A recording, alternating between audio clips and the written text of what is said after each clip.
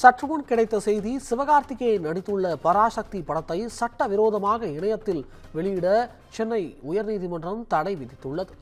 பராசக்தி படத்தை இணையதளங்களில் சட்டவிரோதமாக வெளியிட தடை விதிக்க உத்தரவிடக் கோரி வழக்கு தொடரப்பட்ட நிலையில், இணையதள சேவை வழங்கும் நிறுவனங்களுக்கு உத்தரவிடக் கோரி படத்தின் தயாரிப்பு நிறுவனம் வழக்கு தொடர்ந்தது. இதனையடுத்து தற்பொழுது சென்னை உயர்நீதிமன்றம் தடை விதித்துள்ளது. இது குறித்த கூடுதல் விவரங்களை வழங்குவதற்காக நம்முடன் செய்தியாளர் சிவகுமார் இணைந்திருக்கிறார். வணக்கம் சிவகுமார், கூடுதல் விவரங்களை பதிவு செய்யலாம். சிவகார்த்திகேயன், ரவி மோகன், அதர்வா உள்ளிட்டோர் நடித்துள்ள பராசக்தி படத்தை சட்டவிரோதமாக இணையதளத்தில் வெளியிட தடை விதித்து தற்போது சென்னை உயர்நீதிமன்றம் உத்தரவிட்டிருக்குது.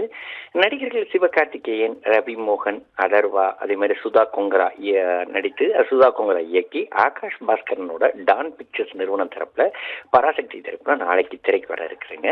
பொதுவாக இந்த புது படங்கள் வரும்போது அதற்கு சற்றும் குறைவில்லாத வேகத்தில் இணையதளங்களில் அந்த படங்களை ஏற்றப்படுறதும், அதே மாதிரி பார்த்தீங்கன்னா அந்த படங்களை வந்து திருட்டு முன்னாடி வந்து இந்த திருட்டு டிவிடி அப்படிங்கிற களம் போய் பார்த்தீங்கன்னா கம்ப்ளீட்டாக ஆன்லைன் தளங்களில் அந்த படங்களை வெளியிடுற ஒரு சூழ்நிலை வந்து வெளியாயிட்டு இருக்கிற ஒரு சூழ்நிலையில் நாளைக்கு இந்த படம் வந்து திரையரங்கில் வெளியிட இருக்குது. அதனால இதற்கு வந்து இணையதளங்களில் இந்த படத்தை சட்டவிரோதமாக வெளியிட தடை விதிக்க வேணும் அப்படின்னு சொல்லி இணையதள சேவை வழங்கும் நிறுவனங்களுக்கு உத்தரவிடணும் அப்படின்னு சொல்லி படத்தின் தயாரிப்பு நிறுவனமான டான் பிக்சர்ஸ் தரப்புல வந்து சென்னை உயர்நீதிமன்றத்தில் வழக்கு தொடரப்பட்டது.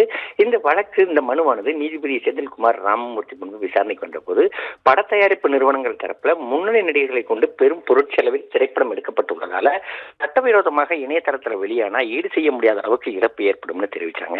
இதனை அடுத்து நீதிபதி வந்து பராசக்தி படத்தை இணையதளங்களில் சட்டவிரோதமாக வெளியிடுவதற்கு தடை விதித்து தற்போது உத்தரவிட்டிருக்கிறார். அபிஷேக்,